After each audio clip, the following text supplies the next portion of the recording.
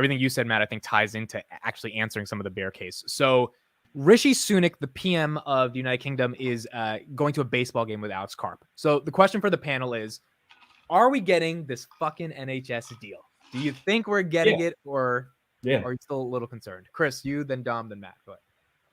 I mean, you're going to a baseball game with the prime minister of a fucking country. I mean, dude, that's a lot of clout.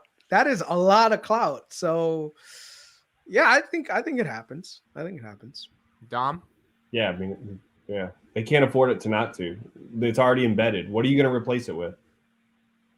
Yeah, and before you go, Matt, I think in that baseball game, Karp is calming Rishi's nerves about the British media that is writing all this negative stuff about Palantir, and he's probably telling him, hey, think about your legacy. If you become the first PM to actually fix the NHS, you will go down in history as one of the greatest politicians ever. And I think Rishi's a very logical guy, man. I've been listening to some interviews. This is a smart man. I'm not just saying that because he's Indian. He's a very smart guy, and he's very data-driven, technology-driven. I think he's going to end up he's going to make the last decision. I think he's going to end up going with Palantir. The word you're looking for is technocrat. Technocrats are amazing. Technocrats, for anyone that doesn't know, technocrats use technology to make things better. That's like one of the core functions of a good politician, is that they keep up with the modern day technology and tools that are provided to actually grow the entire country and actually optimize and make things better. Like President Obama was a technocrat, even though a lot of people don't really recognize that. To win in 2008, he really embraced social media marketing. Yeah. So I'm not going to echo. I think they will get the NHS deal, but the thing that I'm trying to realize is, like, I listened to really good. I forget what the podcast was, but it was a Patrick Bet-David fragrance or something. Fragrant. Scholes? Yeah. Flagrant. Did you know who Andrew Scholes was before that podcast? Yeah. He's a comedian. I've seen him on like reels and stuff like that. He's the greatest comedian of all time. Yeah, he's funny. He's really good. And by the way, the podcast is great. I'm actually curious about. I actually subscribe. I'm curious to see what other. But I listen to Patrick Bet-David because I like Patrick Bet-David. And so he was talking about more. Obviously, one of the things I'm thinking about is like, yes, NHS won. Why does Alex Karp? Does he like baseball? That's very interesting. But then it makes me think, it's like, I don't think Elon really cares about the Super Bowl. But why is Elon at the Super Bowl? So he could sit next to I forget, Rupert Murdoch, who's the head of Fox, right? So that's the reason why some of these people go. And it makes me think, it's like, why is F1 such a big deal? It's like, F1's probably a big deal because it allows people to kind of like get and gather together. And then, so anyway, my thought process is, and this is where I've kind of been thinking, is like, Palantir at this point has been involved in a lot of different small world conflicts at this point. That just goes to show you that I think if you think about it in this perspective, that Palantir has suited themselves to be the chess piece. Where it sits on the chessboard, I don't know in terms of power, right? But it's the chess piece that it's on the chessboard for one. Two, what power level does it have, right? And if you think about it, if a company's on the chessboard of these billionaires that truly run the true world, right? And a great thing that Patrick Bet-David said yesterday, so this is a regurgitation, but I agree wholly with it, is like all these different countries run on 4-year cycles, but it's like there's really a true executive branch, legislative branch, and all these things that kind of goes through the cycles that last longer than 4 years, right? So you have these people that actually run things at the end of the day, the billionaires of the world, the Elons of the world, the Shamaths of the world, that actually truly try to leverage and shape the economies in which they're in. Palantir is one of those companies. Why wouldn't you want to be invested in one of those companies that has the ability to shape an NHS economy, that has the ability to do the same thing in the United States, which we've seen in Cleveland Health and Cardinal Health and all these other different sort of places where they're running 13% of the hospital beds in the United States and probably growing, as we saw in AIPCon. So when you have such an opportunity, why wouldn't you? And something that's so obvious, if you actually do your due diligence, unlike Bear Boy the other day, why wouldn't you? Don't do that. Don't personally attack the guy. I don't know him, so I feel bad. Like, I don't know the guy, but that's what I know him as. Wait, what do you mean personally attack? What do you mean? No, don't call him Bear Boy. You know, like that's he's Who? Oh, he's he's talking about. Oh, okay, okay. Got it. yeah. Like he made a presentation based on his logic, which may be flawed. I think it's flawed, but I won't personally go Yeah, after the everyone guy. has their own entitled to their own Yeah, opinion. yeah. My goal was I to wouldn't be upset if intellectually somebody make called him. me Bull Boy or they called me Matty Poor Boy. I mean, I No, but call myself Matty also, hold Poor on, Boy. hold on. Let me back Matt up a little bit. If you go through his Twitter feed, he was making fun of Palantir community nonstop. I mean, Oh, to promote really? the article, meme Really, I after didn't know meme that. after meme after meme. It was Wow. pretty rough. I mean, he was I mean, going at. I welcome it. If Yeah. so, this is Yeah, the and thing. it's a market. This is what makes a market. I Right? welcome anybody to challenge Palantir. I welcome anybody to join the community. I welcome, for those of you guys that are new, you know, obviously there's a renewed interest. We have over 400 people. I don't know if we still do, but we had 400 people join. That means there's some interest. I'm sure some of you guys are new to the stock. I welcome that. But please bring on bear cases, right? That's okay. That's why I love having Chris on here as well, is to bring those bear cases, because 9 times out of 10, you know, Chris, I'm going to kind of call you out here, but you know, I love you at the end of the day. Chris, like a couple months ago, was like, Palantir has a shit software. You guys remember that episode where he's just like, the software has to be shit, right? It forced us to learn more about it. Right? And it forces us to kind of like challenge our conviction. Chris is a really smart dude, right? Just because he says something like that, it puts me on my heels, and I'm like, am I invested in a imposter company? You know, I don't, you know, at the end of the day, I'm like, I think I use it every day. Like, I think I've used the product. I think it's great. But at the end of the day, sometimes people invest in Reebok or like, you know, New Balance shoes and it goes bankrupt, right? So just because you use the product doesn't mean it's well run financially. You need a good product and not a good stock. Exactly. Yeah. So just to back up your point really quick on the UK, and Amit made a video about this. I think we're all on to something. It says Palantir picks UK for European headquarter for AI development. One, this could help secure the NHS deal by changing the perspective of the general UK media in the company because they've located their place in London. Prime Minister UK goes to the baseball game.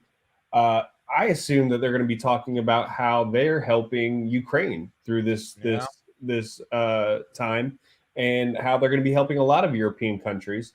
The UK is also hosting a summit on the risk posed by AI, which Palantir is speaking at. Really? Yep. And it is also pushing for London to become the location. They're pushing for London to be the location for a new global AI regulator modeled on the International Atomic Energy Agency. I haven't looked at what the premise of that agency is, but I want to learn about it. And then Karp told BBC Radio, the UK, as opposed to many places in the world, has a pragmatic understanding of data protection. Data protection is serious, but you can actually work within the context of what large language models do. It is going to be much harder for the continent of Europe to actually come to terms with large language models because of their GDPR compliance. The culture of privacy in the UK is really built around the norms of fairness and understanding, and less around GDPR data protection. We can work in conformity with that. If you guys have seen the demos of AIP and everything else, like, I have not seen anything other than what NVIDIA has with their guardrails to basically provide those kind of guardrails in access to what you can and can't do with those models. And Palantir does it even more granular. So I think there's other companies out there, Dom, that are doing similar things, maybe not at the same level. So I would just say that just because we don't see it actively being like shown off like Palantir did with AIP doesn't mean they don't exist. It just means that they're might be doing closed betas. Like that's the thing that's what I'm hearing a lot, which is a lot of software startups, they're doing closed betas with individual companies, right? So this is not something that's or whoever got bought out by Snowflake, right? I mean, nobody heard about them until they got bought out by Snowflake.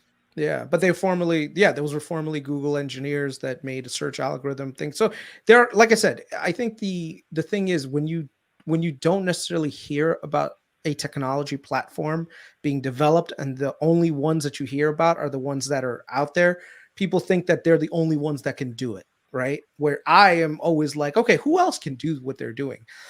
I would say who's battle tested though. Like if I have a choice of who I'm going to spend money with, absolutely.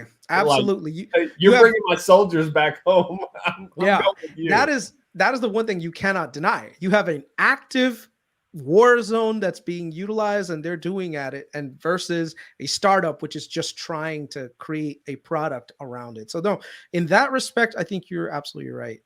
There is just one thing I do want to comment. So I think when it comes to like with like the elites, they go to these sporting events, these different events, not to go and enjoy it, they do it to network, right?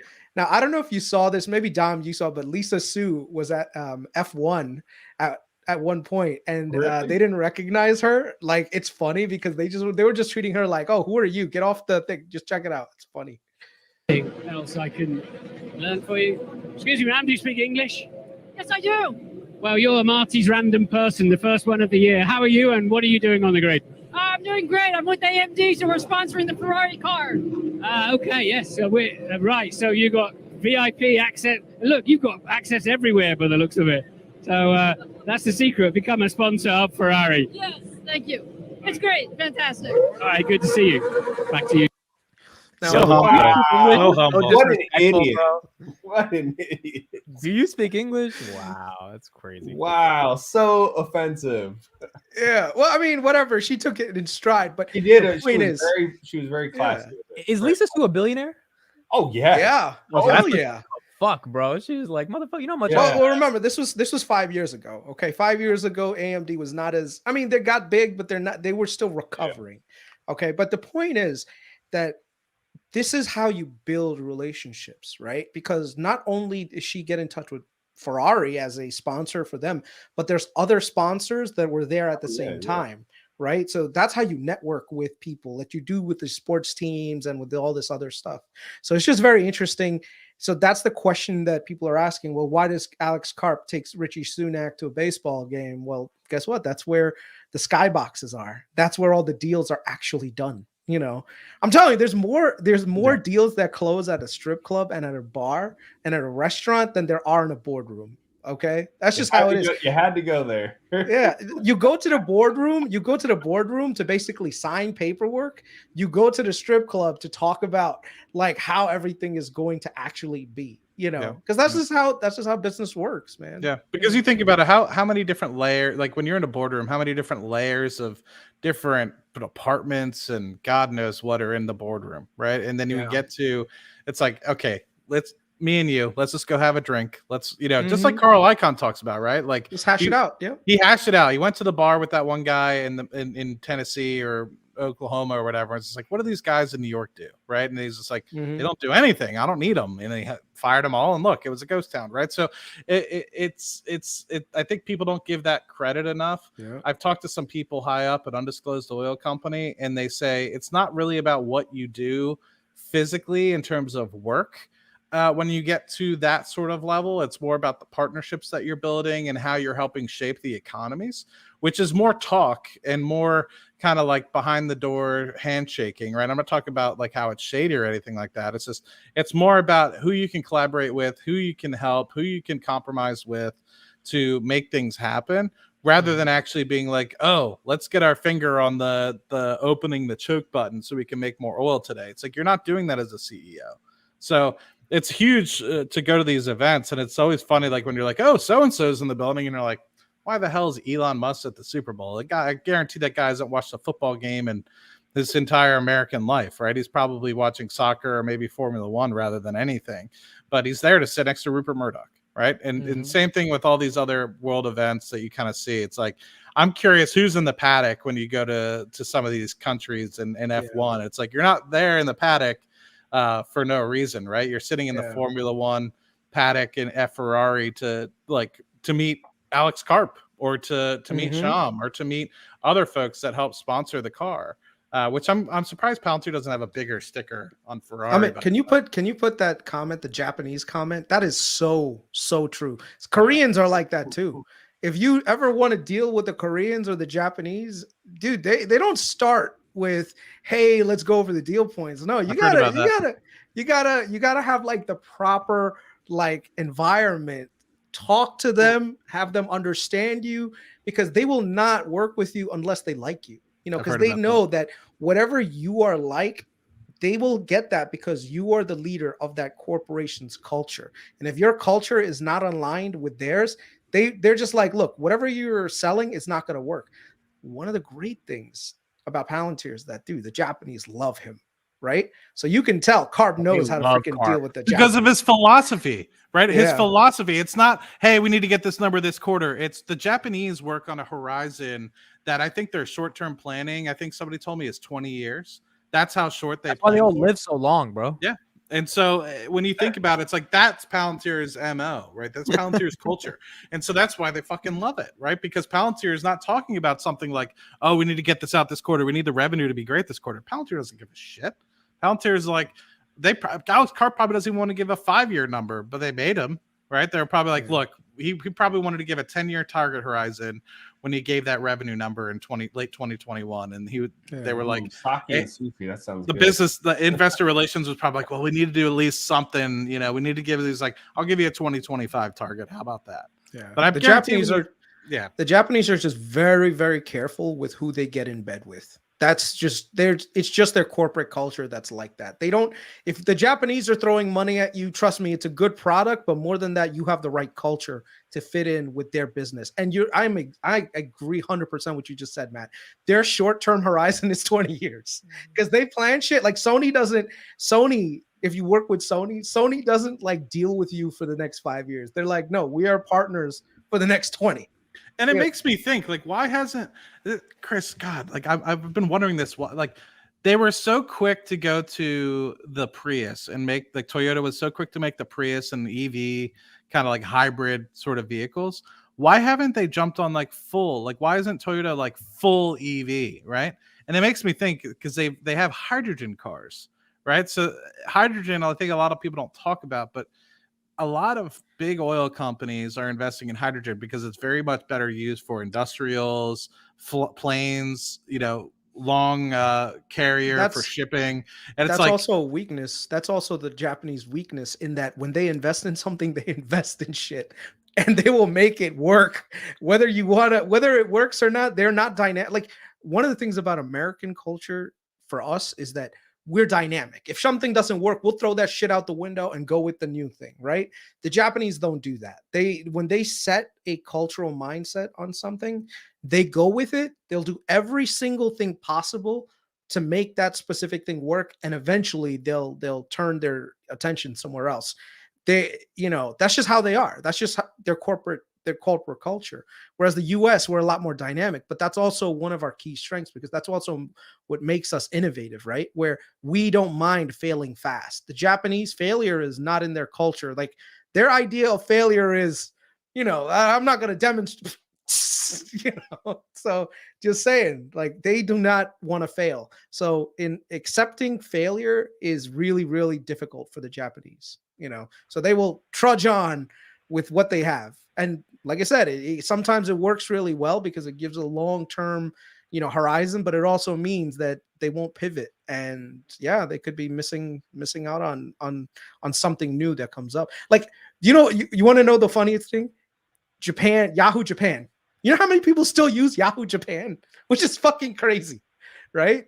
But it's still there. It's still one of the most 3.8 billion with a B. That's like more than Netflix. I'm pulling it up right now. Yeah. Website. Imagine that. And that's wholly owned by Verizon now, right? It's probably what's cooking up Verizon. Yeah, Verizon bought them out. So yahoo.co.japan, 1.8 billion. Like, bro, it's just a website with like photos and news. Like, that's all, but it's like, it's big in Japan. It's still relevant. It's still relevant. Well, your guys' homework is for next week. You got to read Gap Selling. Just listen to the audiobook. It is amazing. I'm telling you will think. Who's the author? Who's the author? It just says Keenan. I think his name's Jim Keenan. And he's hilarious. It's either Boston or New York accent, so it's very entertaining. But you'll think of Palantir as you read through it. Yeah. Okay. Dude, Matt, the guy MGR is just throwing freaking gold mine after gold mine of Japanese culture. Can you post that? The Japanese culture is also rising nail gets hit first. They believe in teamwork and will not tolerate a rising star. We got to nuke Matt then. He's taking over the pod with his takes. We got to make sure he can't be the rising star here. No, far from. Come here, Matt. Come here, Matt.